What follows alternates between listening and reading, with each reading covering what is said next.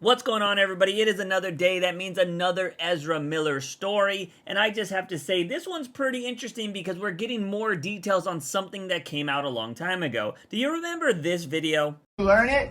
Did you want to fight? Is that the deal?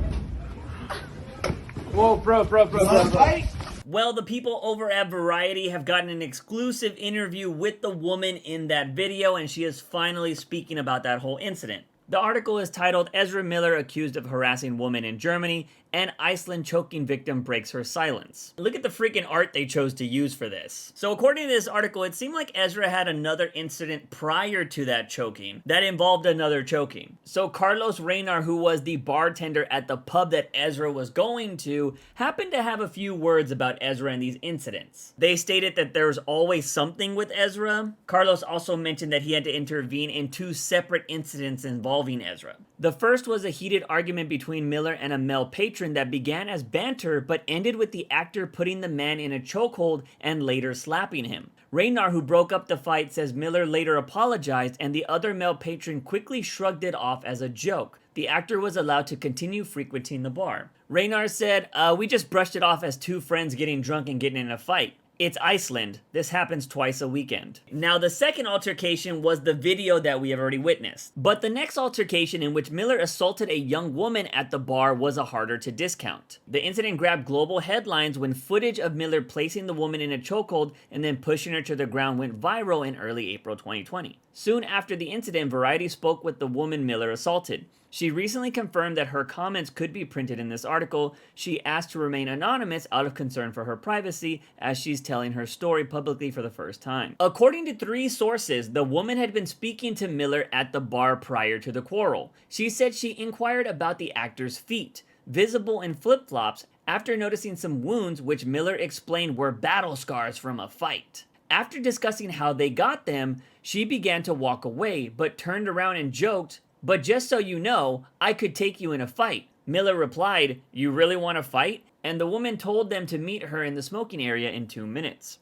Eventually, Miller confronted her outside the bar. "I think it's just fun and games, but then it wasn't," she said. It's a sentiment echoed by another woman, Nadia, who alleges in an interview with Variety that after a warm 2-year friendship with Miller, mostly via text messages, the actor came to her Berlin apartment late one evening in February of 2022 at her invitation. They hadn't seen each other since they had a consensual sexual encounter in 2020. But after a friendly interaction, Miller's mood sharply turned when she told him that they couldn't smoke inside her home. "It just set them off," Nadia said. "I asked them to leave about 20 times, maybe more. They started insulting me. I'm a transphobic piece of shit. I'm a Nazi. It became so stressful for me. They were going around my house, looking at everything, touching everything, spreading tobacco leaves on the floor. It felt disgusting and very intrusive." After roughly an hour of pleading, Nadia said that she finally convinced Miller to leave once she called the police. The incident left her deeply disturbed. While she is clear that she never felt at risk of a sexual assault that night in her apartment, she believed the actor could somehow attack me physically. "I totally felt unsafe," she said. This Nadia person did go on to file a complaint against Miller, which Variety has confirmed. There's a lot in this article, but it's kind of just rehashing a lot of the stuff we've already talked about. If you want to see those videos, you can go check it out right here. But going back to the incident of the girl he choked, there is some more details. The day Miller assaulted the woman in April 2020, her initial interactions with them felt at first to be in a similar barred yet easygoing vein. When she told Miller to meet her in the smoking area, she said she meant it as a joke, and it appeared that Miller took it as one when they remained inside. But then a friend of the woman approached Miller and told him that he'd heard the actor didn't want to fight. "My friend didn't have to say that," the woman allowed. "It was just a joke, obviously." But Miller took that literally and got super mad and came running outside. That's when one of the women's friends started recording. "I think it's just fun and games, but then it wasn't. All of a sudden, they're on top of me, choking me, still screaming in my face if I wanted to fight. My friend who's filming sees they're obviously not joking and is actually serious, so he stops filming and pushes them off of me as they're still trying to fight me. 2 guy friends of mine are actually holding Miller back and they're screaming, 'This is what you wanted, this is what you wanted.'" Just for clarification, Ezra Miller's the one screaming that, not the 2 friends. The woman said that Miller spat in her friend's face multiple times. Eventually, she said a bartender, Rayner, ran outside to break up the fight. So this is the second fight that bartender had to break up. Miller grabs me by the throat as I'm trying to usher them out the back door and tells me that they're not leaving, Rayner said. He added that Miller reportedly claimed that the woman's friend had pushed them, which they didn't, the bartender said. They proceed to spit in my face several times, so with the final push, I closed and locked the door. Rayner then ran to lock the tavern's front door, where Miller, who had run along the perimeter of the building, was banging on the door and screaming to be let in. Eventually, the actor was ushered into a car by two local friends and driven away. Variety has corroborated Rayner's account with 3 other sources, including management at the pub. I do believe the incidents at the bar was what ruined Miller's reputation thoroughly in Iceland, Rayner said. They stopped coming to other bars shortly after. Rayner was struck by how quickly Miller turned against the local community, leaving a trail of destruction in their path. I thought they were great to begin with. We talked about all kinds of spiritual things and went deep into philosophy. They had this wonderful mask on as a total sweetheart with completely open mind, who's ready to help and talk to anyone. But as soon as someone does something they don't agree with or doesn't like, it's their fault, not Ezra's. Now, going back to the other person that was named Nadia, who had the whole apartment fiasco with Miller, apparently she met Ezra Miller at an art opening in 2020 in Los Angeles. Miller approached her and her friend outside and struck up conversation. While she works in the music world, Nadia was unfamiliar with Miller's career and didn't recognize them. They said that they were a performer. My friend kept on saying, "It's Ezra Miller," and I kept asking my friend, "Who's Ezra Miller?" She liked that Miller was interested in discussing society and spiritual things, rather than talking about film industry or pop culture.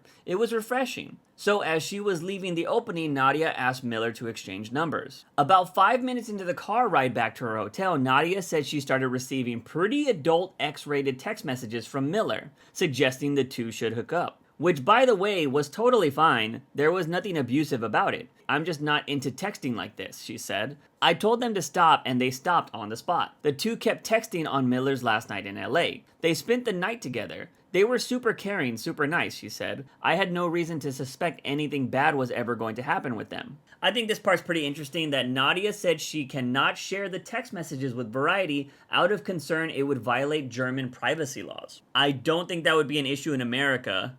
Especially if they met in America. I do find that very interesting. But I guess if her phone is through a German carrier, maybe that can't be done. I don't know. I'm curious. I'm going to link this article in the description so you guys can read it for yourself, because there's a lot of information, but I kind of want to just hit on the important things. So this is the whole tobacco incident when the girl invited Miller over to her place. When they arrived, they were super nice, super polite, and asking me if they could come in. When I said my house is shoes off, they had no problem taking their shoes off. They talked, she gave them some tea and vegetable soup. Then Miller began to roll a cigarette. I was like, "Yeah, you need to smoke this outside or on the balcony. There's no smoking in my house," she said. Miller kept rolling their cigarette. Nadia insisted they smoke outside. Instantly, their demeanor changed. And this is, I'm quoting word for word, she said. They started with, "I'm a maker of planets. Tobacco is sacred." Miller continued on a tirade, she said, that they could do whatever they wanted whenever they wanted, basically. When Nadia stood up to insist that the guests should honor their host's house rules, they looked at her with this really mean, stern face and told them sit down like they were ordering a dog. Nadia told Miller as much.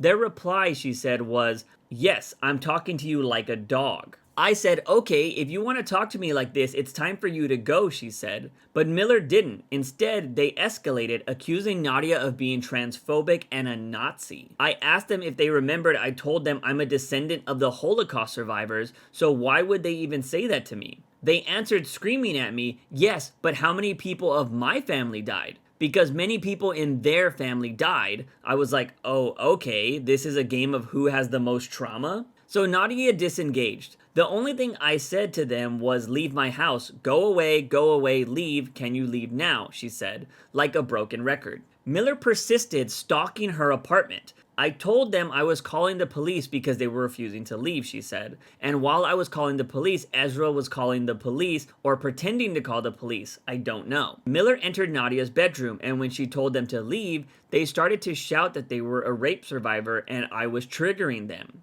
They started to say I had assaulted them, I had beat them up, I had hurt them. Finally, Nadia was able to block Miller near the entrance of her apartment with her body and said out loud that she was surprised the police hadn't arrived yet. Miller finally gathered their things and left. Nadia called the police to tell them not to bother coming, but her cell phone and door buzzer on silent and set about cleaning up her apartment. I thought it was over, but it was not, she said. About 30 minutes later at near 6 a.m., Nadia heard a loud banging noise at the front door of her apartment building. When she looked outside, she could see Miller at the door seemingly attempting to break it down, and said that they were screaming that Nadia had stolen their passport and money. She then discovered Miller had left behind a second jacket in her apartment, which did contain Miller's passport and credit card. She threw down the jacket to Miller from her balcony and went back inside. At that point, Nadia realized Miller had texted her just minutes earlier, but she said that she didn't see the text until days later when she reviewed them with the social worker. So there you have it, another crazy Ezra Miller incident, and it's just showing more and more that something is not okay with Ezra Miller. But with all of these different reports coming out about Ezra Miller, it does really seem like he has this weird mentality of thinking that he is some godlike figure, which would explain why a lot of people think that he gives off this cultist type vibe,